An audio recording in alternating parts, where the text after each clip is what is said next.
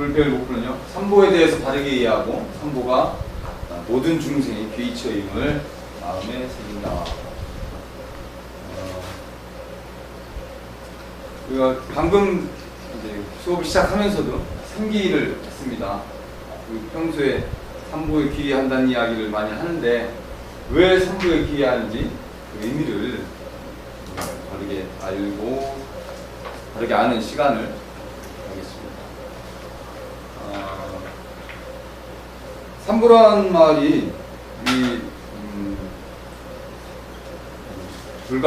불교의 믿음의 대상이라고 이야기를 하는데요. 사실 믿음이라고 할 때 어떤 기독교 타 종교에서 이야기하는 믿음과 우리가 이야기하는 믿음에 약간 차이점이 좀 있어요. 간단하게 이제 다른 종교 유일신 신을 믿는 종교에서는 오직 그 신의 존재에 대해서만 믿으면 그 신이 모든 걸 다 해결해 준다. 오직 예수님만 믿으면 예수님 나중에 죽으면 천국으로 데리고 가고 안 믿으면 지옥 가고. 그런데 불교에서도 불교에서 그런 믿음을 이야기하지 않는가? 불교도 믿음에 대해서 이야기를 해요. 그리고 믿음에 대해서도 아주 강조를 합니다. 그 믿음의 대상이 어떤 그냥 단순히 부처님 한 분, 부처님만 믿으면 무조건 뭐 모든 것이 해결된다 라는 것이 아니지요. 그 불교의 믿음의 대상은 단순히 부처님 한 분만이 아니라 삼보라고 이야기를 하는데, 삼보는 부처님과 부처님의 가르침과 부처님의 가르침을 따르는 대상. 그래서 모든 중생의 귀처라고 이야기를 합니다. 우리가 귀란 말은 예불 시간에 예불할 때 보면 지심기명례하고 이제 이야기를 하죠. 삼계도사 사생자부 시아분사 석가모니볼. 그 지심기명례를 우리말로 풀면 지극한 마음으로 목숨을 다하여 의지합니다. 귀의합니다. 귀의란 말이 돌아간다, 귀의, 그럼 돌아가 의지한다 이렇게라고 해석할 수가 있는데, 내가 깨달음에 이르는 수행의 과정에서 우리가 가령 산을 갈 때, 한 번도 가본 적이 없는 산을 갈 때 보통 지도에 의존해서 가죠. 그러면 이 지도가 맞는 지도인지 안 맞는 지도인지 의심이 가면 그 산을 가기가 참 힘들어요. 왜냐면 지도에 의지해서 산을 가야 되는데 이 지도가 맞을까? 이런 의심이 들면 그럼 과연 이 지도를 따라가면 정상에 오를 수 있는가라는 의심도 들게 되는 거죠. 그러면 여러 갈길이 나왔을 때 지도에는 그럼 가운데 길로 가면 정상을 가는 길이고 오른쪽으로 가면 다른 길, 왼쪽은 다른 길 이렇게 표시가 되어 있습니다. 그것을 믿지 못한다면 정상을 가는데도 쉽지 않단 말이죠. 그러니까 우리가 그 수행을 함에 있어서도 삼보를 의지하지 않고는 삼보에 믿지 않고는 우리가 거기에 도달하기가 쉽지 않습니다. 그래서 우리 전에 전 시간에 종교로 우리가 종교가 갖춰야 돼, 종교로서 갖춰야 될 세 가지 조건이 교주와 교리, 교도라고 얘기를 했어요. 이 세 대상이 바로 이제 믿음의 대상이 되는 삼보를 이야기하는 세 가지 보배, 불가의 세 가지 보배를 우리에게 진리를 가르쳐 주신 부처님, 그리고 부처님께서 가르쳐 주신 진리의 내용, 그렇죠? 그리고 부처님 가르친 대로 살아가는 스님들, 또 수행 공동체, 이 세 가지를 삼보라 이야기하고, 이 세 가지가 믿음의 대상이 되는 거죠. 그래서 당신이 먼저 수행을 통해서 깨달음에 이르렀고, 이르르신 그 부처님을 아, 저분은 분명히 깨달음에 이른 분이다 라는 걸 우리가 확신을 해야 되죠. 만약에 아, 부처님이 진짜 깨달았을까? 이렇게 의심되면 그 부처님 믿고 따르기가 힘들겠죠. 그리고 부처님의 말씀이 진짜 진리일까? 라는 의심이 들면 그건 믿고 그 제대로 공부할 수가 없을 거란 말이죠. 네. 그리고 그 부처님대로 따라 가르친 대로 살아가는 스님들이 제대로 우리를 인도해 주시는 것일까? 라고 이제 의심을 하게 되면 그 스님들이 이렇게 가르치는 대로 저걸 다 믿어도 되나? 이러면 이제 내 수행 길도 막막해 지는 거죠. 그래서 우리가 이 세 가지를 분명히 믿어야 된다. 네. 부처님은 분명히 깨달으신 분이고, 부처님의 가르침은 절대적인 진리고, 그리고 그 가르침대로 따라가는 스님들 또한 그 길을 가는 데 있어서 확고한 믿음을 갖고 가는 스님들이다라고 믿고 따라야 된다는 거죠. 그래서 우리가 이 삼보를 믿고 의지하면서 수행을 했을 때 온전한 부처님의 경지에도 우리가 이룰 수 있을 것입니다. 이 삼보에서 먼저 불보에 대해서 이 안에 설명되어 있는 내용들이 좀 많이 있는데 간단하게 여기서는 좀 넘어가겠습니다. 산스크리트어로 붓다라고 이야기하는데요. 우주와 인생에 깃들어 있는 영원하고도 보편타당한 최고의 진리를 깨달은. 여기서 영원하고도 보편타당한 최고의 진리. 이란 말은 뭐냐면, 이 진리라는 것이 부처님께서 인위적으로 뭔가를 만들어 놓고, 이건 내가 만드는 건데 진짜 제대로 잘 만들어 놓은 거니까 니들도 이대로만 해 라고 하시는 것이 아니라는 거죠. 부처님께서 만든 것이 아니라 부처님이 계시든 안 계시든 이 세상에 존재하고 있는 그런 보편타당한 최고의 진리라는 거예요. 그것을 깨달은 거죠. 그 보편타당한 최고의 진리가 무엇인가? 그것은 뒤에 이제 나옵니다. 그래서 붓다를 깨달으니 진리에 눈뜨니 각자 이렇게 깨달은 사람이라고 이야기합니다. 가장 부처님에 대한 호칭을 여러 가지 호칭이 있는데요. 흔히 가장 일반적으로 이야기하는 열애라는 말은 여여한 진리의 세계로부터 오셨다. 그래서 열애라고 이야기를 합니다. 그 외에도 부처님의 이름을 부처님을 지칭하는 용어들이 10가지가 있어요. 열애, 시포, 10가지 이름, 은공, 정변지, 명행주, 선수, 세간의 무상사, 조장고, 천인사, 불, 세존이라고 이야기합니다. 각각의 자세한 내용은 이제 책의 본문에 92페이지부터 나와 있어요. 은공, 마땅히 공양받을 만한 분이다. 우리가 부처님은 이제 하루에 한 끼만 드시는데, 공양이라는 것은 우리가 이제 육복 공양 6가지 이제 법답게 마련하는 공양들물도 있고 이런데, 그런 우리의 그 시주물들을 마땅히 받을 자격이 있는 분이라는 거죠.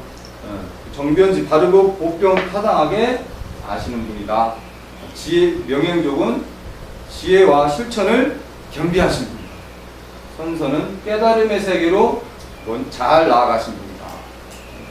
여기 선자가 보통 이제 착할 선자라고 우리가 이렇게 알고 있잖아요. 근데 여기서는 잘, 좋은 그런 뜻으로, 우리 화엄경에 보면 선제동자라고 나오죠. 선제동자도 착한 동자가 아니라 아주, 그러니까 거기서는 이제 착할 선자가 아니라 불과해서 이 선자를 쓸 때 또 이런 내용, 좋은, 그리고 잘, 이런 내용으로, 그래서 선지식 우리가 이야기를 할 때도요, 착한 지식이 아니라 먼저 이렇게 잘 깨달으신 분, 좋은 스승을 선지식이라고 이야기합니다. 그래서 세간에 세상을 잘 아시는 분이다. 무상사, 더없이 높은 분이다. 조어장구, 사람들을 올바르게 잘 길들이시는 분이다. 천인사, 하늘과 인간의 스승이 되시는 분이다. 불은 깨달으신 분이다. 세존, 세상에서 가장 존귀한 분이다 라고 이렇게 이야기합니다. 이 열의 십보 중에서도 일반적으로 가장 많이 쓰는 것이 불, 그리고 세존 같은 경우를 쓰시죠.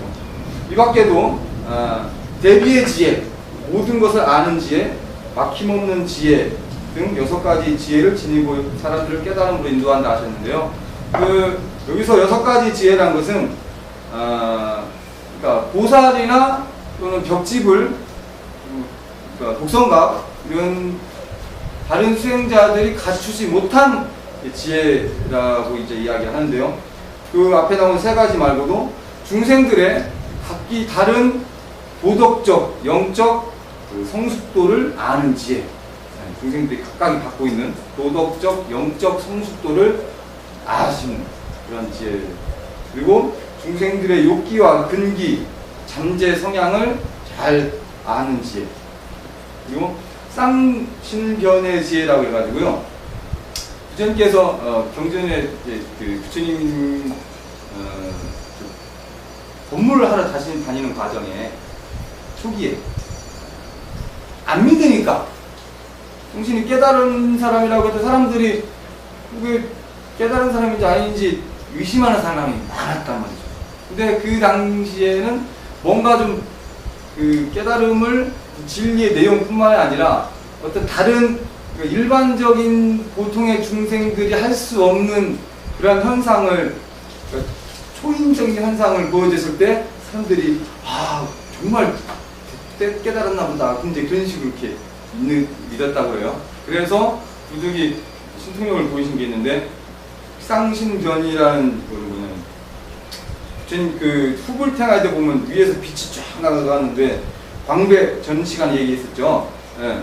그 이제 몸에서 위에서 어깨에서는 빛이 나가고 발에서는 물이 나가는 그러한 신통력을 보이신 적이 많대요. 근데 그게 다른 어떤 그 수행자들, 공부를 많이 해서 깨달았다는 사람들은 결코 보일 수 없는 그러한 신통력을 부처님이 보여줌으로써 사람들이 저분이 정말 깨달은 분이구나 하고 믿게끔 만드는 거죠.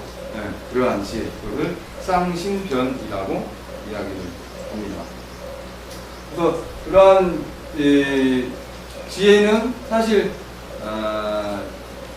그러니까 그런 깨달으면 누구나 다 몸에서 빛을 뿜고 발에서 물이 나가야 되느냐? 그건 아닌 것 같습니다.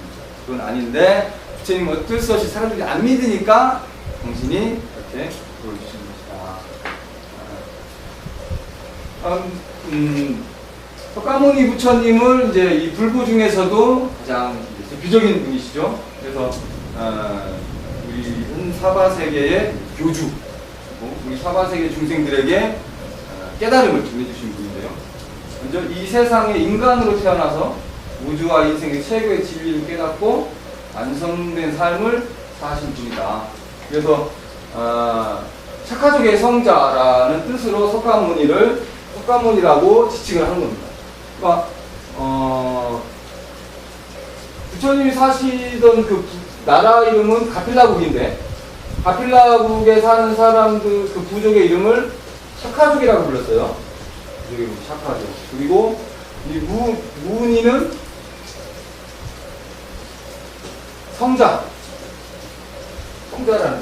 그래서 착화족의 성자라는 뜻으로 샤카무니, 그래서 이 샤카무니라는 발음이 석가모니로 변형이 되게 된 거죠. 그래서 원래 그 부처님의 본명은 고타마 시다르타죠. 고타마 시다르타, 시달타라고도 이야기합니다. 그래서 사람들은 시달타 태자라고 많이 부르는데, 깨달음을 얻으신 이유는 샤카무니, 샤카족의 성자라고 이야기를 하죠. 그 불교를 이제 창시를 했다고 하는데, 불교라는 지난 시간에 공부했듯이 불교라는 말 자체가 부처님이 이것이 불교다라고 이렇게 뭔가를 이렇게 만드는 것이 아니라, 부처님께서 제자들이 깨달음을 얻고 5명의 제자들에게 처음 가르침을 설할 당시에 불교가 성립되는 거죠. 그래서 석가모니 부처님의 그 일대기를 잘 알 수 있는 그림이 팔상성도입니다. 부처님의 일대기를 8가지 큰 그림으로 나누게 되는데, 그 표현을 하게 되는데요. 그것을 팔상성도라고 하고, 팔상도라고 합니다. 첫 번째는 도솔내의상.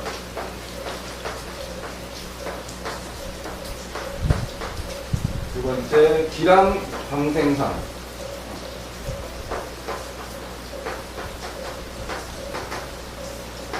하나씩 설명을 할까요? 도솔내의상은 부처님께서 사바세계 오시기 전에 도솔천에 머물다가, 그때는 이제 호명보살, 미륵보살과 함께 머물렀었죠. 미륵보살과 함께 호명보살이라는 이름으로 이렇게 보살로서 머물고 계시다가 사바세계를 내려다보시고, 미륵보살과 함께 이제 상의를 하죠. 가서 사바세계 중생을 구해야 되는데 누가 먼저 갈 것이냐.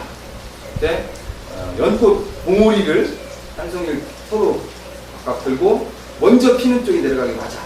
그래서 그 홍명보살의 꽃이 먼저 폈대요. 그래서 홍명보살이 내려오고, 미륵보살님은 그러면 당신이 먼저 가서 중생들을 교화하십시오. 나는 그 뒤에 남은 중생들을 구제하겠습니다. 그때가 얼마 후인지 아세요? 그때 언제 얼마 후냐면 56억 7천만 년. 네. 그러니까 왜 가끔 보면 뭐 휴거 그래가지고 지구 종말이 왔다, 뭐 지구 종말의 날 뭐 이렇게 이야기하는 경우 있잖아요. 저희는 그걸 전혀 안 믿습니다. 그러니까 이제 2600년 지났는데, 예? 이제 2600년 지났으니까 56억 7천만 년 되려면 아직 모르겠어요. 또 없는 거야. 네, 왜? 부처님 말씀을 믿기 때문에. 그렇기 때문에 56억 7천만 년까지는 끄떡없다. 그때 이제 이 세계를 용화세계라고 하는데요. 이 용화세계가 되면 미륵 부처님이 내려와서 세 번의 설법으로 석가모니 부처님께서 구제하지 못한 나머지 중생들을 구제하신다고 하죠. 그래서 그 도솔천에서 내려오는 모습을 첫 번째 그림으로 넣었고, 그게 이제 도솔내의상. 기람광생상은 룸비니 동산에서 태어나신 모습. 제님이 어머니 마야부이께서 친정집에 아일라를 가다가 중간에 이제 룸비니 동산에서 낳게 되죠. 그 다음에 사문유관상. 부처님의 생애는 나중에 또 불교 대학 때 자세하게 또 공부를 하거든요. 그러니까 지금은 간단하게 그냥 큰 8가지 사건에 대해서 이야기를 했습니다. 어렸을 때 사문, 성 안에 살면서 동서남북 4군데의 문을 통해서 세상이 돌아가는 모습을 보죠. 보고 생각을 하게 됩니다. 태어난 사람, 병든 사람, 그러니까 늙은 사람, 늙고 병들고, 그 다음에 이제 죽은 장례를 치는 모습, 그리고 마지막 수행자를 만나서 나도 저와 같이 수행자 삶을 살아야 되겠다라고 이제 마음 먹게 됩니다. 그리고 유성 출가상 말 그대로 성을 넘어서 출가하는 모습, 유성 출가상. 그래서 이때가 나이가 몇 세 때죠? 29세. 네, 29세 때 출가를 하게 됩니다. 아쇼다라는 부인 아쇼다라와 아들 라블라를 남겨놓고 출가를 하게 됩니다. 그 다음 설산수도상.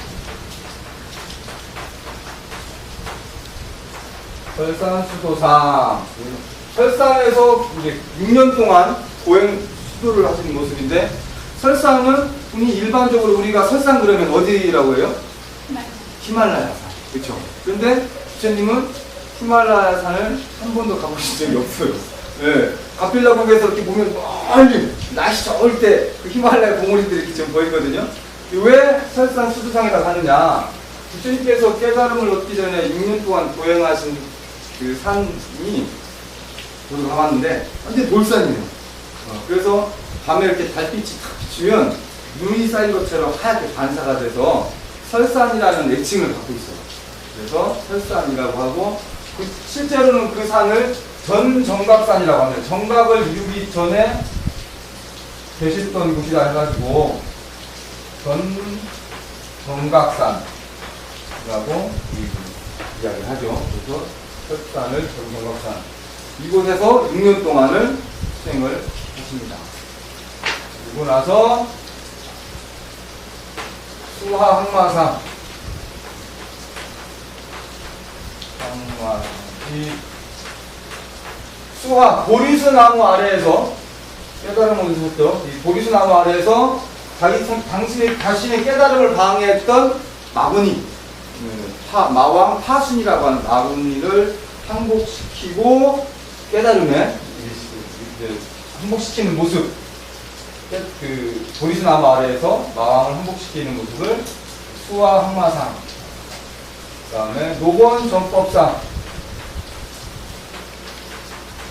노번전법상. 그래서 노번은 사슴동산, 사슴이 뛰어노는 녹야원이라고 얘기하죠. 나주에도 우리 녹야원이 있는데, 사슴동산에서 처음 전법, 법을 전하는 모습, 5명의 수행자.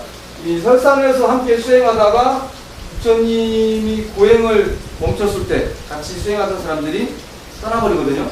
그때 그 5명의 수행자들에게 법을 전하게 됩니다. 보기 싫다고 떠난 사람을 찾아가가지고 그래도 당신이 생각이 그런 거예요. 그나마 이 심오한 진리를 이해할 수 있는 사람들은 나와 함께 수행했던 분들이다, 이렇게 생각을 하셨죠. 마지막 쌍림 열반상, 6번째가 쌍림 열반상. 이건 이제 사라상수라고 하는데, 푸시나가라라고 하는, 푸시나가라라는 이제 지역에서 나무가 두 그루, 큰 나무 두 그루에서 그 아래에서 열반에 드신 모습입니다. 그래서 부처님이 생애에 큰 8가지 이제 사건을 그림으로 나타낸 것이 팔상도 또는 팔상성도라고 이야기를 하죠. 근데 우리가 사실 8가지 중에서요, 그 일본 도솔레이상에서부터 여기 4번째 유성 출가상까지 걸린 시간이 29년이거든요. 그렇죠? 29년. 설산 수도에서 수화항마 해가지고 녹원에서 녹양에서 전법을 하시는 데까지 걸린 시간이 6년. 그렇죠? 네. 그래서 합하면 35년. 나머지 45년 동안 전법에서 열반까지 이거든요. 네. 그러니까 사실은 이 안에 요거는 전법을 처음 하시고 열반에 드시기까지의 그 사건들이, 다양한 사건들이 있었어요. 정말 스펙타클하고 아주 버라이어티한 그런 사건들이 많이 있습니다. 그래서 우리가 부처님의 생애를 공부를 할 때, 물론 이제 8가지 남은 출가하기 이전의 사건들도 중요하지만 출가한 이후에 일어났던, 같이 깨달으신 이후에 중생을 교화하는 과정에서 일어났던 사건들, 그런 사건들이 우리가 반드시 공부를 해야 되는 부분이에요. 그래서 불자라면 누구나 이 부처님의 생애에 대해서 공부를 해야 되는 이유가 그 안에 있습니다. 뭐 깨닫고 나서 끝! 이랬으면은 정말 부처님께서 오늘날처럼 2600년 가까이 이어오는 동안 존경받지 못했을 거예요. 그 자세한 내용은 나중에 불교 대학 정규 부처님의 생애를 공부하면서 알아보도록 하겠습니다. 8가지 그림, 이 팔상도는 우리 대웅전에도, 대웅전 왼쪽에 가면 8장의 그림이 다 이렇게 있어요. 시간 날 때 꼭 가셔서 그 8장의 그림을 차례차례 이렇게 그림을 자세히 살펴보시면 그 내용들을 이해할 수가 있습니다. 있습니다. 다음은 이제 시방세계의 부처님. 그래서 부처님은 석가모니 부처님 한 분뿐만 아니라 가하종교에서는 유일신 한 사람 오직 한 분의 신만을 인정하고 또 그 사람 그 한 분의 신의 의지에서만 천국에 갈 수 있다라고 이야기하지만 부처님은 당신이 깨닫고 보니까 과거에도 부처가 있었고 미래에도 부처가 있다. 마찬가지 역사적으로 실제했던 석가모니 부처님도 계신 것이죠. 그래서 이렇게 많은 부처님이 계시는 이유가 아까 진리가 부처님께 깨달으신 진리가 부처님이 만드신 게 아니라 보편타당한 진리라고 했잖아요. 그러니까 이 진리라는 것은 우주가 만들어질 때부터 있었던 거예요. 그렇죠? 우주가 언제 만들어졌는지 모르겠지만 우주가 만들어질 때부터 있었던 진리를 깨달은 사람이 그냥 부처님 한 분이었겠느냐. 그 수억만 년을 이오면서 그러니까 석가모니 부처님 이전에도 분명히 그 진리를 깨달은 사람이 있었을 것이고 석가모니 부처님 이후에도 당연히 그 진리를 깨달은 사람이 있었다. 그러니까 부처라는 말은 부처는 진리를 깨달은 사람을 뜻하는 것이기 때문에 그런 많은 부처님이 존재한다는 것이죠. 부처님 보면 전생담 단타카라고 하는 전생담에 보면 부처님께서 과거생에 수행을 하면서 연등 부처님이라든가 다른 부처님을 만나서 그 부처님께 공양을 올리고 수행을 했던 그런 이야기도 볼 수가 있습니다. 그 다음에 두 번째 법보입니다. 불보에 대해서 간략하게 알아봤고요. 두 번째는 법보. 법은 다르마라고도 산스크리트로 다르마라고 이야기하는데 진리, 의무와 규범, 질서, 존재, 본성 이런 것들을 통틀어서 이야기를 합니다. 그래서 불교의 진리를 우리가 일반적으로 법이라는 이야기 많이 하잖아요. 국가의 법, 헌법도 있고, 그 다음에 또 각 지역마다 또 법이 다 그런 반드시 지켜야 되는 그런 법도 있고, 또 카메라를 다루는 법, 사진을 잘 찍는 법, 그림을 잘 그리는 법, 이런 법도 있죠. 이건 어떤 요령, 이런 걸 얘기할 때도 이제 그런 법이라고 또 이야기를 하고요. 그런데 불교에서 진리를 법이라고 하는 이유로 법이라는 글자를 보면 삼수변에 달 거자 있습니다. 약간 물이 이렇게 흘러가는 것을 나타낸 글자라고 해요. 그러니까 물이 법이라는 글자를 만들었다 하죠. 근데 이 물이 흘러간다는 것은 물은 어떻게 흘러가는가? 위에서 아래로. 뭐냐면 보편타당한 진리야. 억지로 만들어 놓은 진리가 아니라 억지로 만들어 놓은 규범이나 질서, 규칙, 의무 이것이 아니고 이 세상에 존재하는 그냥 보편타당한 진리 이것을 법이라고 이야기를 하기 때문에 이 진리를 우리가 일반적으로 법이다 라고 이야기를 합니다. 부처님의 진리로.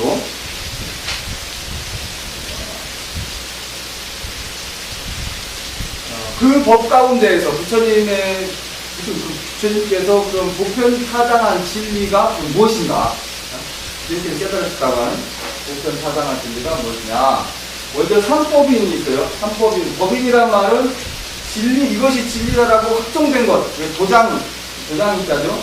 도장은 뭔가 틀림없을 때 딱 찍는 거잖아요. 이거 계약이 확실하다. 그럴 때 이제 계약서에 도장을 딱 찍듯이 이것이 법이 확실하다라고 확정을 지을 때 지었기 때문에 이제 법인이라고 이야기합니다.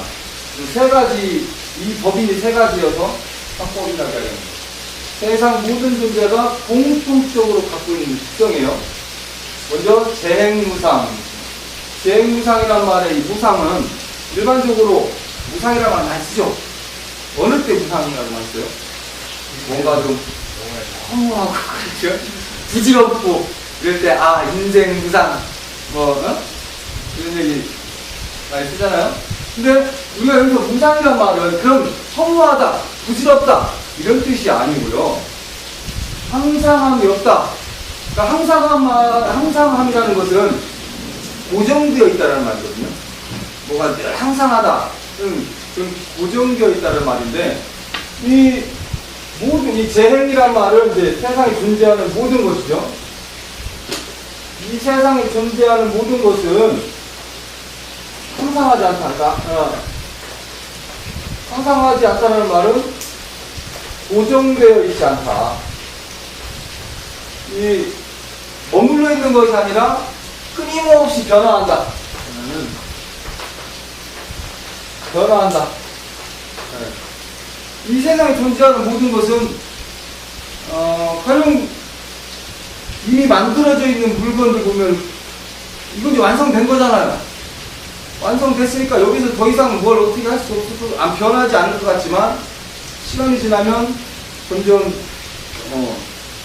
이것도 낡아지고 결국엔 분해가 되죠. 나무 뭐 사계절 내내 수시각각 변하는 모습을 볼 수 있고요. 바위, 아무리 큰 바위도 아주 조금씩 닳고 깎이고 해서 모습이 변하게 됩니다. 시간적으로 뭐 한량이 없는 시간은 걸리겠지만 모든 것은 원래 모습 그대로 간직되어 있지 않고 변한다는 거죠. 그래서 이 모든 것은 변한다는 것이 첫 번째 진리. 그것을 재행무상이라고 합니다. 두 번째 재범무화. 혹시 그러니까 모든 것은 변한다. 안 변하는 것도 있는 것 같은데 혹시 있으신가요? 이것만은 변하지 않는다. 나를 사랑하는 마음만은 변하지 않는다. 제일 빨리 변하는 게 사랑 마음이죠. 눈 깜짝할 사이에 500번 바뀌는 게 사랑의 마음이라고 하는데, 어떤 존재, 물질뿐만 아니라 시간적으로, 공간적으로 모든 것을 끊임없이 변하는 거죠. 재범무화. 재법이라는 것은 재무상을 줄여서 재법이라고 합니다. 모든 것은 변한다. 이것을 재법이라고 하는데요. 이 변화하는 모든 것에 뭐가 나라고 할 만한 고정된 실체가 없다. 이것이 딱 나다 라고 할 만한 그 대상. 가령 여기 칠판이 있으면 이게 칠판, 그래 어차피 이 칠판은 오래되면 낡고 녹슬고 분명히 없어질 것이지만 없어지지 않는 뭔가가 있을 것이다 라고 옛날 사람들은 생각했어요. 이 이제 재범무화에 대해서 이야기하는 것이 옛날에 이제 다른 수행자들은 인간은 아트만과 브라흐만이라는 게 있어서 아트만, 브라흐만.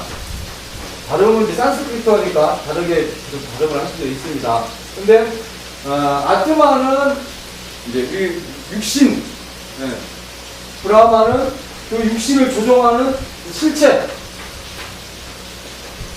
그러니까 이 육신의 몸은 애기 조그맣게 태어나서 점점 자라고 결국은 늙고 병들고 사라지지만 그 아트만 속에 잠겨있는 뭔가가 있어서 더 그 몸을 조종한다는 거죠. 말하자면 자동차가 있는데 이 자동차를 조종하는 자동차가 누가 있어야 움직여요?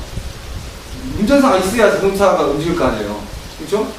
그러니까 운전사가 고정되어 있는 이 실체가 있다. 브라흐만이라는 존재가 있어서 브라흐만이 그만을 움직인다 라고 이제 이야기했단 말이죠. 그런데 부처님은 그런 거 없다. 고정된 이것이 뭔가 어떤 물질에 이것이 그것의 실체다라고 이야기할 만한 고정되어 있는 것은 없다라고 했어요. 그것이 이제 무아 사상이죠. 네. 그 다음에 일체계고, 열반 적정이라는 말이 있어요. 제가 간단하게 설명을 하고 넘어가는 이유가 뒤에 지금 내용이 많고요. 무아 이것만 설명하려면 사실 1시간까지 부족하거든요.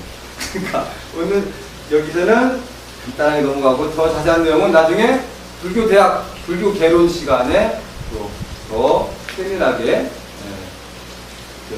살펴보도록 하겠습니다.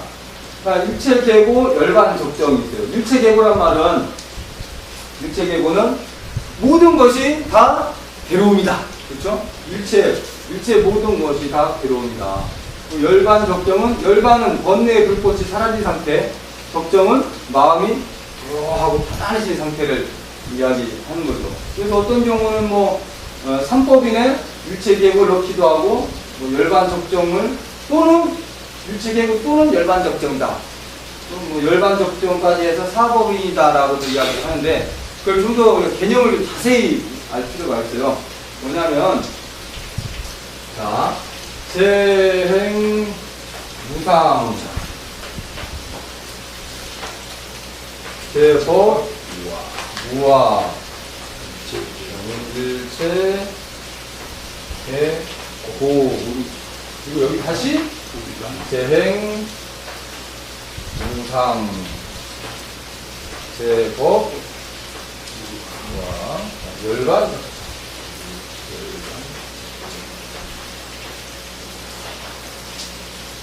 여기는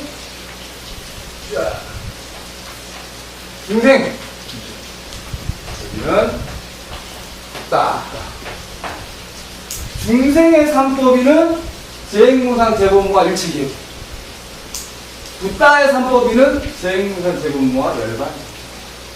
깨달은 자의 삼법인. 이건 말이냐면 깨닫거나 깨닫지 않거나 간에 모든 것에 변화가 있는 거예요. 그렇죠? 깨닫는다고 해서 안 변하는 게 아니야. 왜냐면 부처님도 깨닫고 나서도 계속 나이를 드셨잖아요. 그렇죠? 29에 출가해가지고 35에 깨달음을 얻으시고 80세 열반하실 때까지 계속 나이도 먹고 몸도 쇠약하고 나중에 병도 들고 막 그랬단 말이죠.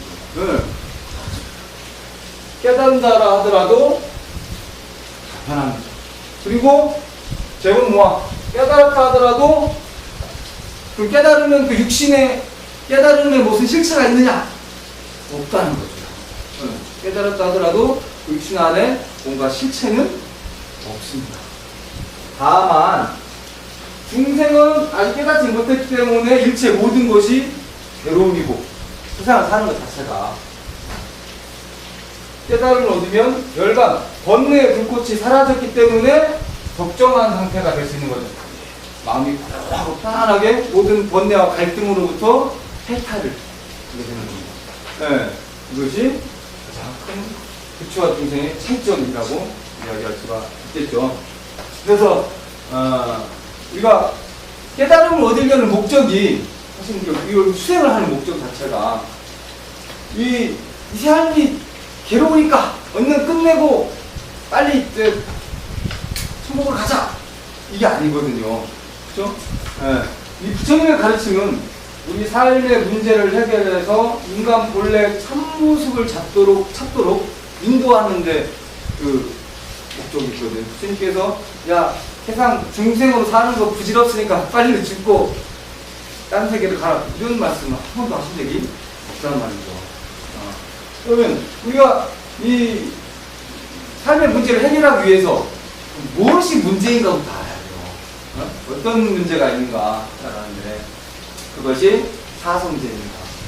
이제 여기 일체계보를 이야기했죠. 삼법인에서 이 도계 도대체 일체 뭐가 괴로움인가?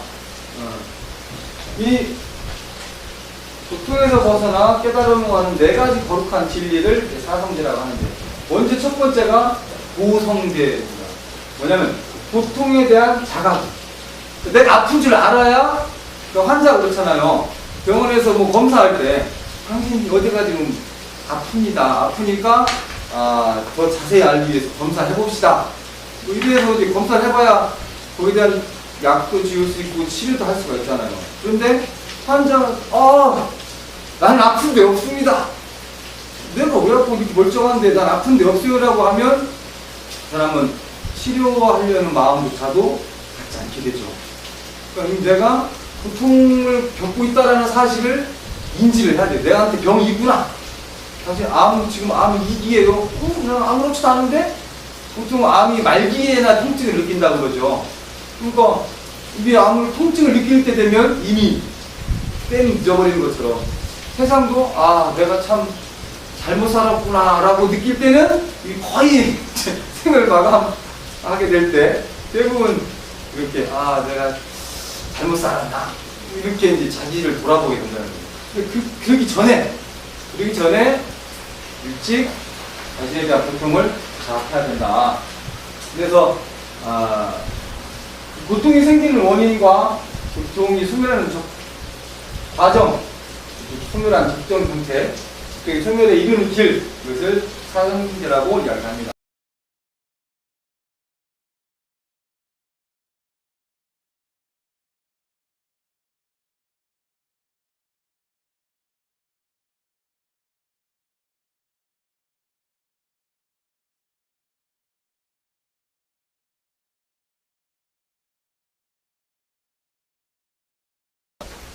모든 게 다 괴롭진 않았거든요. 때로는 행복할 때도 많잖아요. 뭐 사랑을 나눌 때, 맛있는 거 먹을 때, 또 아이가 상 받아왔을 때, 이쁜 짓 할 때, 행복한 시간이 많은데 왜 일체가 다 괴로움이라고 하는가? 이거는요. 먼저 사하고 4가지 괴로움이 있습니다. 생, 노, 병, 사. 이게 이제 사고거든요. 4가지 괴로움. 태어나는 것 자체가 사실 괴로운 거야. 왜 그러냐면은, 우리가 이 세상에 태어났다는 것은 전생에 깨닫지 못하고 아직 남아있는 업이 있기 때문에 그 업에 의해서 이 세상에 이제 태어나는 거란 말이죠. 그리고 태어나면서부터 늙고 병들고 죽는 것은 기정사실이야. 정해져 있죠? 피할 수가 없는 길이에요. 태어나는 것 자체부터가 또 괴로움의 시작인 거야, 이게. 날 때부터 이제 육신의 괴로움도 말할 것도 없고요. 이때 그 좁은 문으로 나오려면 얼마나 고통스럽겠어. 그렇죠? 낳는 사람도 고통이지만 태어나는 순간도 사실은 고통스러웠던 것이고, 태어난 이후에 늙고 또 죽는 것 자체가 사실 고통의 연속인 거죠. 나는 늙는 거 괜찮던데 나이 먹고 이렇게 생각하시는 분도 간혹 계시더라고요. 그런데 그런 분들도 자기 옛날 사진을 보면 이때 참 이뻤는데 이때 참 멋있었는데 왠지 그때로 돌아가고 싶고 다시 그 시절로 돌아간다면 더 뭘 잘할 수 있을 텐데 또는 더 멋지게 늙을 수 있을 텐데 이런 생각들을 해요. 또 안 늙으면 안 되나? 이런 생각도 하게 되죠. 또 병에 걸리고 싶지 않아요. 그죠? 그리고 죽고 싶지 않아요. 그러니까 이게 다 괴로움이 되는 거거든요. 왜 그러냐면은 이제 다음 이제 4가지를 겹보고 이야기하겠습니다. 8고는 여기서 4가지가 추가가 돼요. 그러면 부붓고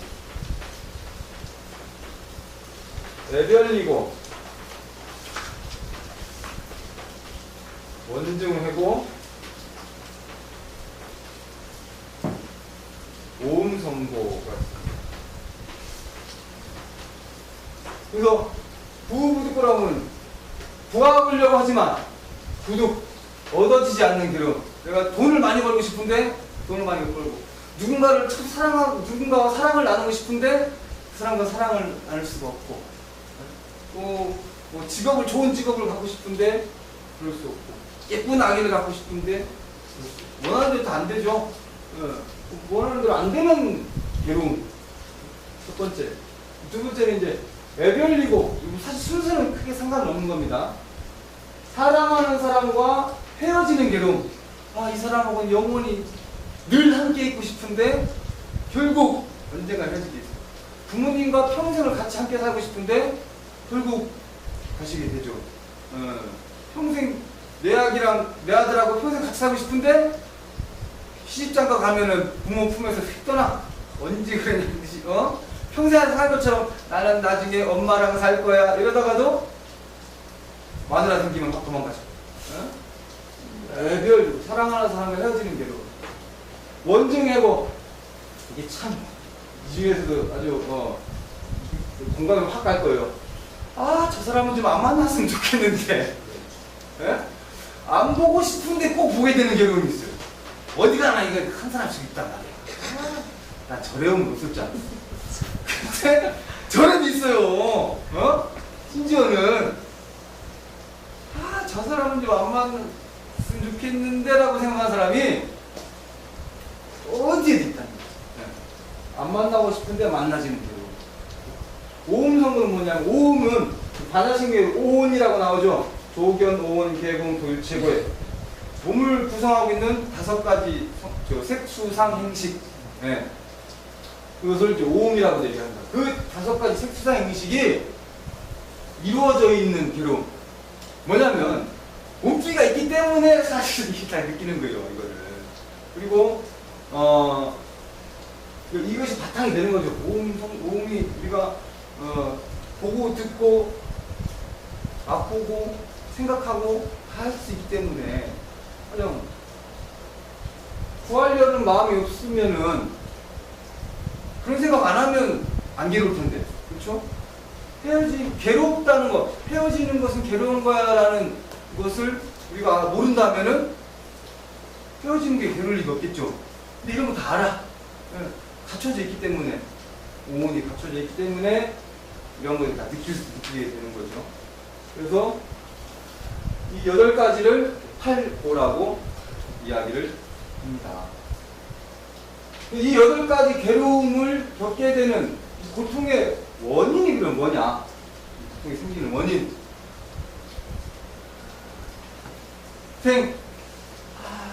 괜히 태어났어. 태어나지 말걸. 안 태어났으면 좋았을 텐데. 늙고 싶지 않아. 병, 아프고 싶지 않아. 죽고 싶지 않아. 무겁고 마찬가지로 다 원하지 않죠. 그러니까 그리고 그것에 대해서 집착을 합니다. 이 고통의 원인이, 이것이 괴롭게 되는 원인은 그것에 대해서 집착을 하기 때문에, 집착하는데 그대로 이루어지지 않기 때문에, 그렇죠? 아프고 싶지 않은데 안 아플 수가 없거든요. 그러니까 괴로운 거죠. 나머지만 헤어지고 싶지 않은데 헤어지지 않을 수가 없으니까 괴로운 거라고. 헤어지길 집착하고, 만나고 싶지 않은 게 집착하고, 그런 집착이 고통이 생기는 원인이 되는 것입니다. 그래서 고통이 소멸한 적정 이상, 그러면 이 고통은 영원한 것이냐? 아까 3법인에서 나왔었죠. 재행무상이야. 영원한 것은 없어. 말 그대로 고통 또한 영원하지 않습니다. 고통이 결국 멸할 수가 있어요. 어떻게 멸할 것이냐? 고통의 소멸에 이르는 길을 도성제라고 이야기합니다. 이 고통의 소멸에 이르는 길을 팔정도라고, 8가지의 바른 길, 고통을 없애고 열반에 이르는 현실에서의 실천 활동이라고 이야기합니다. 8가지 바른 길에 무엇이 있는가? 정견, 바른 견해, 정사유, 바른 생각, 바른 마음가짐, 점어, 바른 말, 올바른 언어생활이라고. 이것도 나중에 이제 내용을 줄줄이 설명하지 않게 기니까 간단하게 이제 설명드릴게요. 볼견자지만 우리가 어떤 것을 딱 봤을 때 내가 본 것이 분명히 맞는가? 예를 들면 우리 속담에도 그런 속담 있죠. 배나무 아래에서 각근을 고쳐 매지 말고 참외밭에서 집심을 고쳐 신지 마라. 왜냐면 멀리서 보면 꼭 배 따먹으려고 하는 것 같고 참외 따먹으려고 하는 것 같단 말이죠.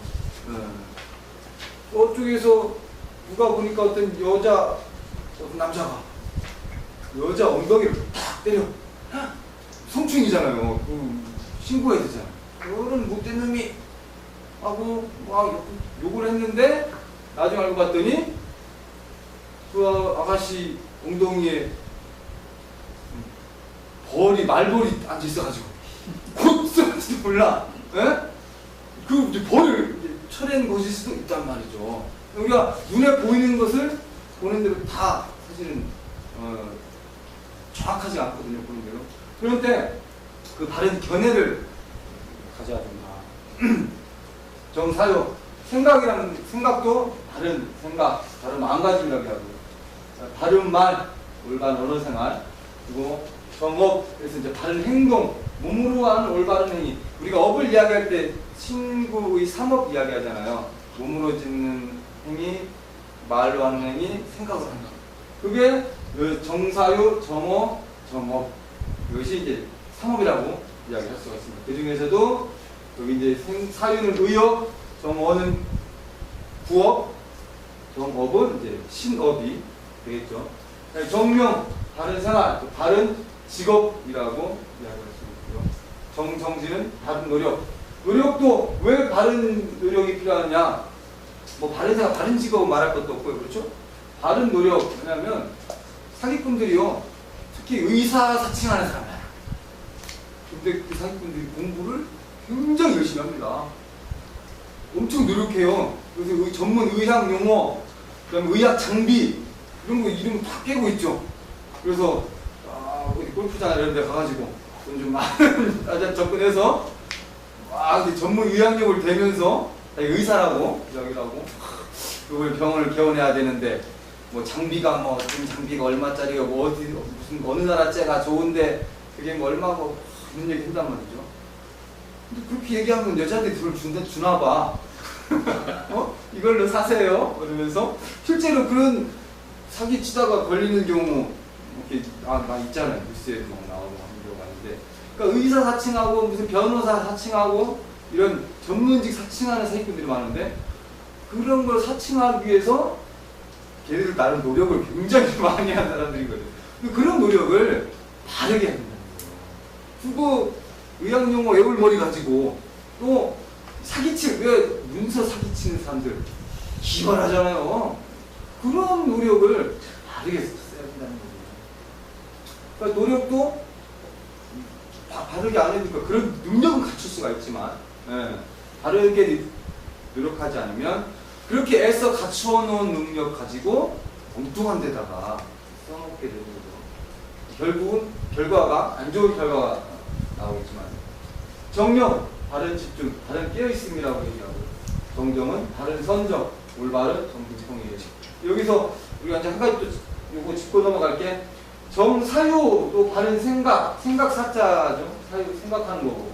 정념도 생각념자란 말이에요. 생각하는 건데 이 두 가지 생각 여기서 이제 바른 생각, 바른 마음 집중 되어 있는데 좀 더 쉽게 이야기를 이제 좀 이해를 하려면 어떻게 이야기를 하면 되느냐? 여기 보면 사유할 때는 밭전자에 이제 마음 신자를 쓰죠. 그리고 정념할 때는 이제 금자에 마음 신자를 써요. 이걸 딱 보면 뭐냐면 사유는 이제 농부가 밭을 생각하는 마음. 여기다가 작물을 크게 심고 특히 농사를 지어가지고 수확을 하고 이걸 수확을 해서 가족도 먹여 살리고 그걸 해야 되겠다 라는 전반 상황에 대한 전반적인 바른 생각, 바른 마음가짐. 여기다가 대마를 심어가지고 이걸 수확해서 앞을 만들어가지고 얼른 팔아먹자. 이거는 좀 바르지 않은 생각이란 말이에요. 그렇죠? 네. 그리고 지금 내가 지금 갖고 있는 마음가짐. 그래서 우리가 법당에서 뭐 한다고 그래요? 연부를 한다고 그러죠. 간센보살 할 때 그 연부를 한다고 그래요. 지금 이 순간 부처를 생각하는 거죠. 부처를 생각하는 마음. 그래서 바른 마음 집중이라고 합니다. 지금 이 순간의 마음이 어디에 있는가. 네. 정사유는 전체적인 면에서 바른 생각, 이거 수행을 함에 있어서의 정념은 지금 이 순간에 내가 마음이 어디가 바른 깨어 있음이라고도 이야기를 합니다. 정정, 바른 선정, 올바른 정신 통일이라고 하는데, 이 선정도 그냥 마구니가 부처님 깨달음을 방해했던 그 마구니, 마왕 파순이라고 이야기하는데, 부처님과 똑같은 시도력을 갖고 있다고 그러죠. 그래서 막 깨달음을 방해하려고 막 불 쏘고 태풍을 일으키고 자기 딸들을 막 옷을 딱 벗겨가지고 그렇게 앞으로 추출하고 그런 현상을 보이게 어지럽게 막 만드는, 그것도 그만한 능력이 있어야 할 거 아니에요. 그 마왕도 그 정도 능력이 되는 거예요, 수행력이. 그런데 바르게 지혜를 닦지 않는, 바르게 선정하지 않는 거예요. 그래서 결국 자기 화를 이기지 못하고 부처님한테 항복을 하게 되죠. 그럼 다른 선정이 중요해요. 이 8가지의 방법을 통해서 우리는 깨달음의 길에 이룰 수 있다. 그리고 중도가 있습니다. 이 8종도를 함에 있어서 양극단에 치우치지 말라는 실천적인 가르침을 중도라고 이야기하죠. 그래서 여기서 양극단이란 뭐냐면, 그러니까 중도가 우리 흔히 보통 진짜 사회적으로 중도란 말을 쓸 때 정말 어이없는 경우가 있어요. 아파. 중도 못 봐. 아니 중도인데 거기서 좌우를 또 따져. 중도에서도 정말, 그러니까 중도란 말이 뭔지도 모르고 그냥 갖다 쓰는 거야. 그냥 이것도 아니고 저것도 아니고 중도, 나는 이 편도 아니고 완전, 그러니까 극좌도 아니고 극우도 아닌 중도지만 그래도 좌파적인 성향을 갖고 있기 때문에 중도 좌파다, 중도 우파다 이런 생각. 정말 말도 안 되는. 차라리 적극적인 우파, 조금 덜 적극적인 우파 이렇게 표현을 하든지 해야지, 중도 좌파, 중도파 이건 정말 말이 안 되거든요. 중도란 말 자체가 양극단을 떠나는 건데, 여기서 이제 주님이 말씀하시는 양극단은 쾌락과 고행을 이야기할 수도 있습니다. 그러니까 부처님은 깨달음을 얻는 데 있어서 이미 어렸을 때는 세상의 모든 즐거움을 사실 다 누려봤어요. 날 때부터 이제 왕자니까 일주일 만에 어머니께서 돌아가셨잖아요. 그래서 그런 슬픔을 느끼지 못하게 하려고 아버지 정관왕이 궁을 3개를 져줍니다. 봄, 가을용, 여름용, 겨울용. 사계절 내내 정말 아주 쾌적한 환경에서 온갖 맛있는 음식, 좋은 옷, 아름다운 음악, 온갖 진짜 호화로운 생활을 다 누리고 살죠. 그런데 그 호화로운 삶을 살았어도 어떤 그 깨달음에 이르지를 못했어요. 그 삶과 죽음을 초월할 수는 없었던 거죠. 그래서 늘 사람은 왜 죽어야 되지? 생명은 왜 죽어야 되지? 라는 의문을 끝없이 갖고 있었거든요. 전혀 그게 해결이 되지 않았습니다. 고행을 통해서도 결국 깨달음에 이르지 못했죠. 6년 동안 저 피골이 상접한 지경에 이르도록 고행을 했지만, 이 고행을 부처님께서 저렇게 고행하신 이유는요, 부처님 당시에 최고의 수행, 최고의 경지에 이르는 가장 훌륭한 수행이 고행인 거예요. 고행을 누가 잘하나? 고행 잘하면 짱이야. 고행 이래가지고 부처님 당시에 부처님 최고의 수행자라고 이 수행자 사이에서 칭송받은 이유가 깨달음의 경지가 문제가 아니라 어느 누구도 저만큼 고행을 못하는 거예요. 예전에 다큐멘터리에 그 인도 수행자들 이제 찍은 다큐멘터리가 있었는데, 그 중에 오른손을 딱 들고요, 절대 오른손을 밑으로 안 내리는 수행자가 있었어요. 자기는 딱 수행자가 되면서부터 오른손을 들고 한 번도 밑으로 오른손을 내리지 않았대요. 그런데 정말 대단한 게, 그 오른손이요 거의 퇴화돼 있어요. 진짜 뼈만 항상 다른 데는 이제 다 이렇게 살이 있고, 예. 왼쪽 팔은 다 보통 사람 팔인데, 물론 이제 살은 안 쪘지만, 보통 사람처럼 살이 있는데, 늘 들고 있는 오른손은 쓰질 않으니까, 그리고 늘 이렇게 들고 있으니까, 이게 완전히 뼈만, 고상하게 마치 진짜 이렇게, 태어날 때부터 그런 거죠.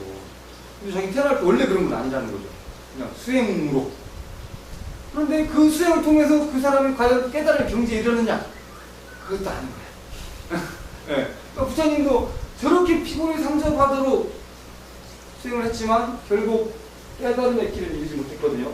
그때 고행을 포기하게 됐어요. 부처님의 이렇게 위대한 포기라고 이제 이야기를 하는데 3번에 걸친 위대한 포기가 있거든요. 첫 번째 포기가 뭐냐면 가만히 그냥 살고 있었으면은 가필라국의 왕이 될 수 있었을 텐데 왕위를 버린 것이 첫 번째 포기고요. 왕위. 두 번째 포기가 고행을 중도에 그만둔 거죠. 왜냐면 그 당시 수행자들 사이에서는 고행이 최고인데 최고의 수행자라고 칭송을 받고 있었지만 그것을 포기함으로써 같이 고행했던 5명의 수행자들이 어떻게 돼요? 고타마가 변절했다. 그 선언을 하죠. 나는 더 이상 고행하지 않겠어. 고행으로는 깨달음을 이룰 수 없다. 고행을 그만둬? 야, 고타마가 변절했다. 우리 떠나자. 해가지고 변절자가 돼버려요. 순식간에. 9명을 떠나버리게 되죠. 이 고행을 포기한 것이 두 번째 위대한 포기입니다. 근데 이 고행, 그리고 나서 결국에는 이제 깨달음을 얻게 되죠. 근데 이 중도에 대해서 나중에 부처님께서 제자한테 어떻게 이제 비유를 들어서 가르치냐면 제자 중에 아누루타라는 이제 제자가 있었는데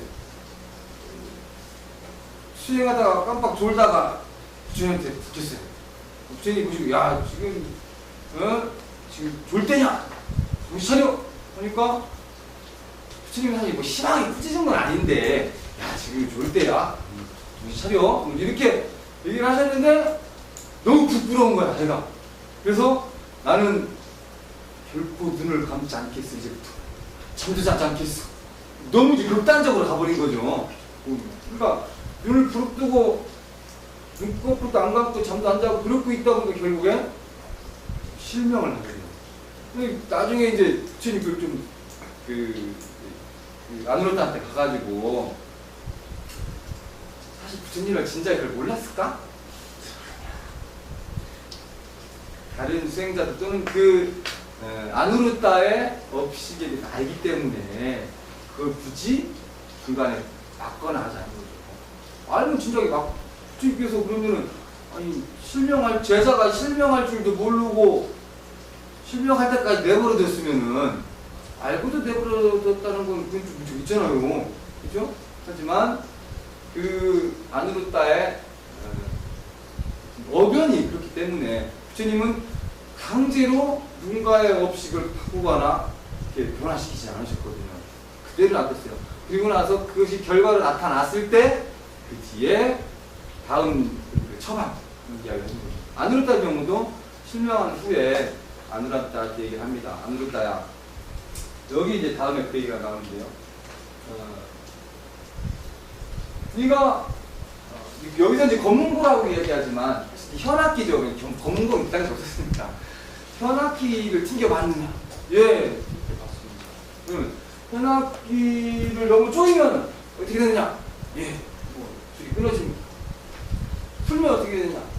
예, 소리가 제대로 나지 않습니다. 그래요. 그와 같이 줄을 너무 쬐도 아름다운 소리가 나지 않고 너무 느슨해도 맑은 소리가 나오지 않듯이 정지를 너무 급하게 하면 들뜸이 더해서 마음이 평정할 수 없고 정진이 너무 느리면 그 사람을 게을러진다.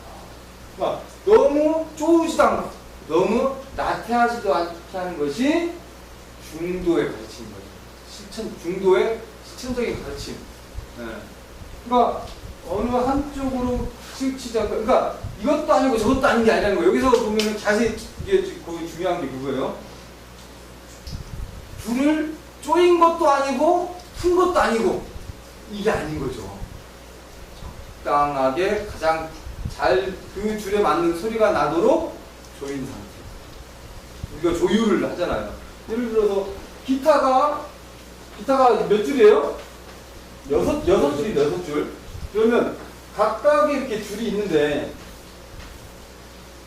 모든 줄을 똑같은 가령 뭐 5바퀴 감거나 뭐 똑같이 줄이거나 이렇게 감으면 좋은 소리가 날까요? 감각 다 틀리니까. 아니죠. 1번 줄부터 6번 줄까지 다 줄이 달라요. 그 각각의 줄에 맞게 조여놔야 비로소 좋은 소리가 날 수가 있겠죠. 또 어울리는 소리가. 예. 중구라는 것도 이것도 아니고 저것도 아닌 것이 아니라, 그러니까 뭐 무조건 너무 풀지도 않고 줄이지도 않은 것이 아니라 거기에 그 사람에게 맞게, 근기에 맞게 수행하는 것. 그것이 중도라고 이야기를 합니다. 중도란 가운데가 아니라 이쪽과 저쪽의 사이 그 가운데가 아니고 가장 잘 맞는 상태를 중도라고 이야기합니다. 또 시간이 좀 오버가 되는데요. 좀 빨리 좀 설명하겠습니다. 다음 연기법. 이 세상에 존재하는 모든 것들은 인연에 의해서 결합해서 일어난다. 서로 의지하고 서로 관계되는데요.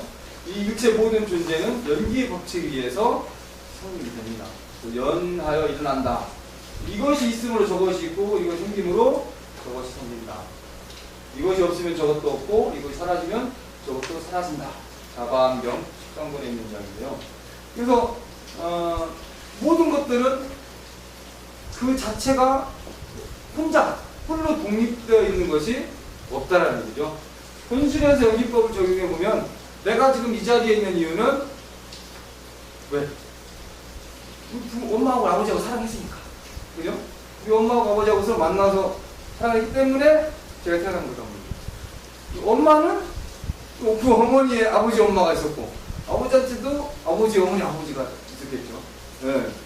그러니까 지금 이 마당에 있는 보리수 한 그루도 또는 제 손에 있는 이 포인터 이것도 지 혼자 딸랑 만들어진 것이 아니라 여러 가지 물질들이 모여져서 만들어진 거잖아요. 그러니까 이 세상에 존재한 모든 것들은 다 홀로 존재할 수가 없다. 이것이 없으면 저것도 없고 이것이 사라지면 저것도 사라진다. 이 말을요. 예전에 이회수 선생님의 황금비늘이라는 이제 소설이 있어요. 황금비늘 소설에서 이회수 선생님이 이 부분을 인용한 대목이 있는데 뭐냐면 거기에 이제 아주 어린 아이가 이렇게 나오는데 스승을 따라다니는 어린 아이가 이렇게 나와요. 네, 그런 얘기를 합니다.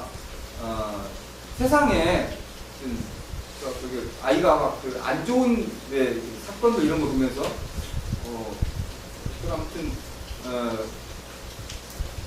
없어도 될 것들 저런 것들 좀 없으면 좋겠어. 그렇게 얘기하는 거 있잖아요. 좀 없었으면 좋겠어 라고 이야기하는. 근데 그때 이제 그 스승이 그런 얘기를 하죠. 뭐 가나다라 마바사 중에 카자를 하나 선택하고 그 카자로 시작되는 것 중에 하나만 뭐 이야기를 해봐라. 그래서 카메라를 이야기합니다. 그럼 카메라와 관련된 것을 다 지워보거라. 카메라를 없앤 거예요. 카메라를 없애면 일단 카메라 만드는 공장이 사라지죠. 공장 있으면 카메라 없어지면 카메라는 것 이상이 사라진다면 카메라 만드는 공장이 사라지고 카메라를 만드는 공장이 사라져버리면 그 공장에서 일하던 사람도 있을 것이고 카메라 만드는 도구 그러니까 카메라를 만들 때 사람 일일이 손으로 만든 거 아니잖아요. 다 프레스를 찍고 뭐 렌즈 만들고 막 할 텐데 그걸 만드는 도구들도 결국에 다 사라지게 되고 또 필름도 사라지게 되고 필름을 만드는 사람, 만드는 도구 이거는 그러니까 카메라 하나가 없어짐으로써 연쇄적으로 쭉쭉쭉 지우다 보면 결국엔 다 지워야 된다. 네, 그런 논리를 이해 선생님은 그렇게 이제 소설에 이 이야기를 했어요. 그러니까 지금 이거 하나 없어진다고 해서 별거 아닐 수 있어요. 그냥 뭐 없애버려도 돼. 큰 문제 안 일어날 것 같죠. 그런데 우리가 나비 효과라는 말 들어보셨어요? 북경에 있는 나비가 날갯짓을 하면 태평양에 허리케인이 된다는 거. 그건 사실 과학적으로 증명이 되는 거죠.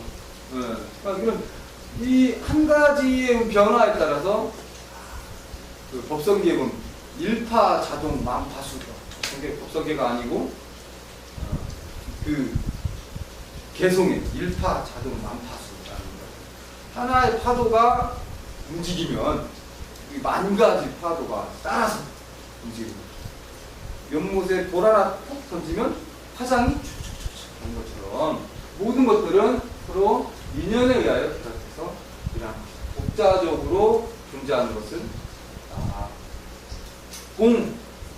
공사상인데요. 통 비어있다 각가지 생각과 집착 분별을 끊어주는 그렇지 무와 연기를 확대한 개념이고요. 지혜 완성의 단계에서 얻어지는 개념이다. 근데 이 공에 대해서 이야기할 때 사실은 이것만 가지고도 한 시간 부족해요. 예, 그렇기 때문에 이것에 공사상에 대한 자세한 내용은 불교 개론 수업 때 더 깊이 들어가 보기로 하고요. 물론 이제 좀 짚고 넘어가야 될 거 보면 무화사상과 연기를 확대한 개념입니다. 자, 이 무화사상과 연기를 보면은요, 간단하게 아까 무화는 뭐라고 그랬죠? 나라고 할 만한 실체가 없다. 그렇죠? 나라고 할 만한 실체가 없는데 없어요. 그런데 연기는 뭐예요? 이것에 의해서 저것이 일어납니다. 나라고 할 만한 실체는 없지만 끊임없이 뭔가가 나타났다 사라졌다 나타났죠. 나무에 보리수나무에 저것이 보리수나무라고 할 만한 실체는 없지만 봄에는 잎이 나고 여름에 꽃이 피고 보리수 열매를 맺어서 겨울에 그걸로 보리수 염주도 만들고 또 잎이 이제 다 지겠죠. 앙상한 나무까지 또 이듬해 계속 싹은 또 자라고 열매가 맺고 끊임없이 연기를 한단 말이에요. 네. 그러니까 이 무화사상과 연기를 확대한 개념이 봅니다. 근데 여기서 말하는 텅 비어있다. 요걸 이제 조심해야 돼요. 이 텅 비어있다라는 것이 공간적으로 아무것도 없다라는 것이 아니죠. 그리고 의식적으로 뭐 아무것도 없다라는 개념하고는 다른. 예전에 그 얘기 제가 추덕사 스님 이야기 해주셨을 텐데 기억나세요? 격초 스님이 어떤 선방 스님이 텅 비었구나 하니까 뭐라고? 예, 스님 텅 비었습니다. 뭐라고 안 들려? 예, 텅 하는데 우리말로 아구창을 항상 떼굴떼굴 굴면서 아야아야 하니까 여기 텅 비었는데 뭐가 아프냐? 텅 비었으면 아픈 놈도 없어야 되잖아요. 그거 맞아도 아픈 걸 못 느껴야 돼. 텅 비었으니까. 하지만 우리는 분명히 뭔가를 느껴요. 보고, 듣고, 말하고, 느끼고, 생각을 한다는 거죠. 그렇다, 그때 텅 비어있다라는 이 개념을 우리가 할 것인가. 공간적으로, 의식적으로 뭔가 아무것도 없다라는 의미가 아니다. 근데 그러면 아무것도 없는 게 아니면 뭔가가 있는 겁니까? 라고도 반문할 수 있죠. 그거를 이거 시간이 막 지나가는 백비라고 해요. 백비라고 들어보셨어요? 왜냐면 100가지 질문으로 그걸 잡아내려고 하는 거예요. 왜냐면 있다. 아까 있는가? 질문.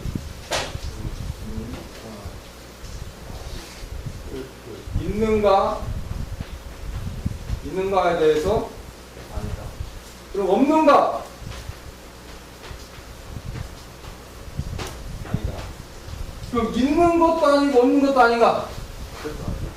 그것도 아니다. 예. 그리고 있기도 하고 없기도 한 건가? 그것도 아니다. 이거를 그럼 과거에 있었는가? 아니다. 과거에 없었는 거 아니다. 뭐 과거에 있는 거, 과거, 현재, 미래, 3세 미래겠죠. 과거, 현재, 미래. 이걸 곱하고 아무튼 뭐 이렇게 해가지고 100이라는 숫자가 나오게 이렇게 이제 짜 맞췄거든요. 그래서 이제 100이라고 하는데 그게 이제 숫자 누름인 거고. 그러니까 백방으로 아무리 갖다 들이대서 질문을 던져도 그것을 그렇다라고 답할 수는 없다는 거죠. 그럼 그 공을 어떻게 해서 알게 된다? 깨달아야 된다. 그걸 이론적으로 그렇구나라고 이해할 수 있는 것이 아니라 내가 그걸 체험함으로써 알 수가 있다는 겁니다. 자, 그 다음에 육바라밀은 완성을 이야기하는 건데요. 그 보살도의 완성. 그래서 보살은 뭐 우리 보디사트바 이야기하면서 설명드렸고요. 그래서 우리가 그런 깨달음에 이르는 6가지 실천 덕목을 육바라밀이라고 하죠. 그래서 보살 수행의 완성은 자리이타행인데요. 이 자리이타행을 하는 6가지 보시, 지계, 민요, 전진, 선정, 지혜 이것을 이야기합니다. 지계 보시는 베푸는 거, 육바라밀 다 아시겠지만 아실 테니까 간단하게 먹을게요. 지계는 계를 잘 지키는 거, 그러니까 규칙을 잘 지키는 거예요. 인욕 잘 참는 거, 정진 열심히 노력하는 거, 선정 흔들리지 않는 거, 반야 어둡지 않는 거, 헷갈리지 않는 거, 그죠? 네, 이거 6가지. 그러니까 이 반야 바라밀을 이제 지혜라고 하는데요. 지혜 반야밀. 이 반야 바라밀 지혜가 바탕에 이제 쫙 깔려 있는 거고요. 보시 다음에 지계 다음에 인욕 이런 식으로 단계를 넘어가는 것이 아니라 육바라밀은 하나의 6알이 달려 있는 염주처럼 한 가지로 꿰어져 있는 거죠. 자세한 내용은 넘어가겠습니다. 그럼 이제 승보, 벌써 20분인데 이제 승보를 들어가네요. 승보는 엄격한 계율과 청정한 생활을 통해서 진리에 전념한 수행 공동체라고 이야기합니다. 그래서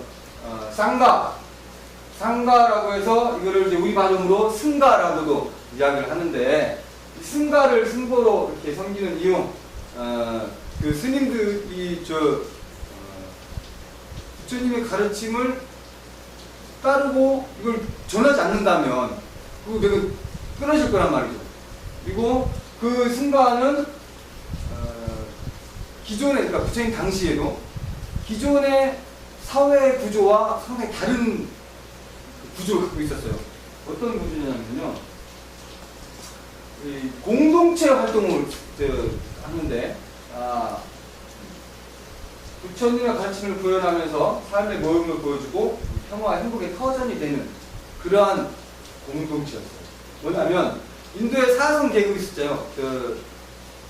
사성제, 그러니까 뭡니까? 계급제. 그걸 뭐라고 하죠? 양이라. 사성, 인도 계급제를 뭐라고 그래요? 그렇지. 카스트. 네.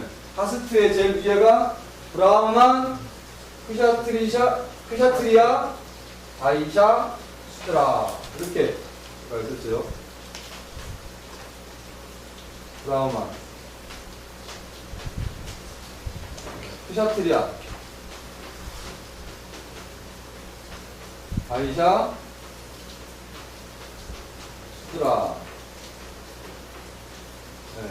이 사등 계급은 이제 부처님 당시에도 뭐 일반적으로 많이 있었단 말이죠. 그런데 승가는 부처님 이 사승제를 갖고 있던 사람들이 승가에 들어오면 이 계급이 사라집니다. 대표적으로 우발이라고 하는 이 지계 제일, 부처님 10대 제자 중에 계율을 가장 잘 지키는 우발이 존자는 원래 왕궁의 이발사였어요. 왕궁 이발사였다가 부처님을 따라서 이제 출가를 하게 되는데, 그 왕궁의 왕자들도 같이 출가를 했죠. 그런데 부처님한테 왕자들이 와서 보니까 이발사가 먼저 와 있는 거야. 그리고 야, 어디 감히 이발사가 너희를 뒤로 와.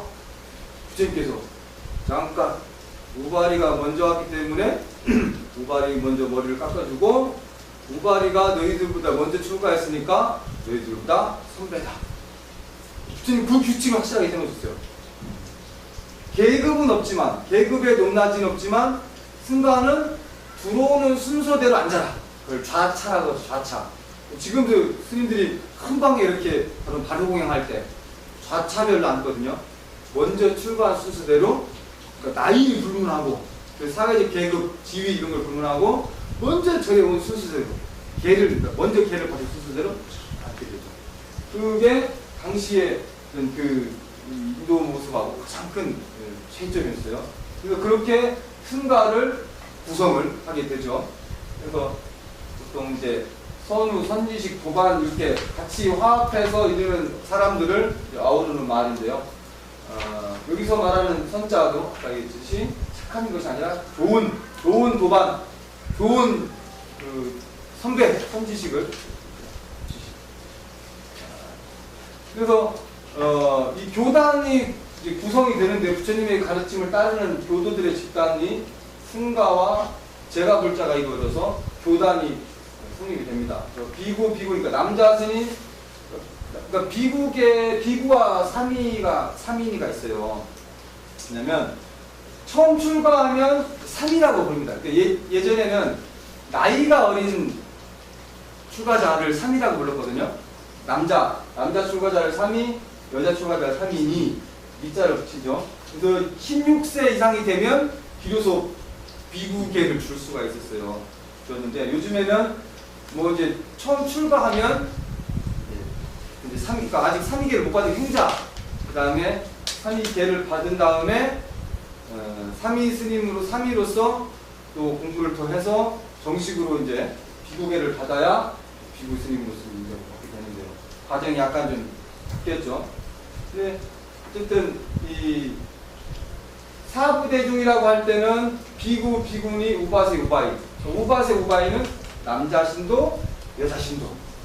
그래서 승가의 오부중 그러면 3인, 3인이 식차만 하는 뭐냐면요. 3인이가, 이 여자 스님 3인이가 비구니가 되기 중간에 한 단계를 더 거쳐야 돼요. 여자가 힘들어.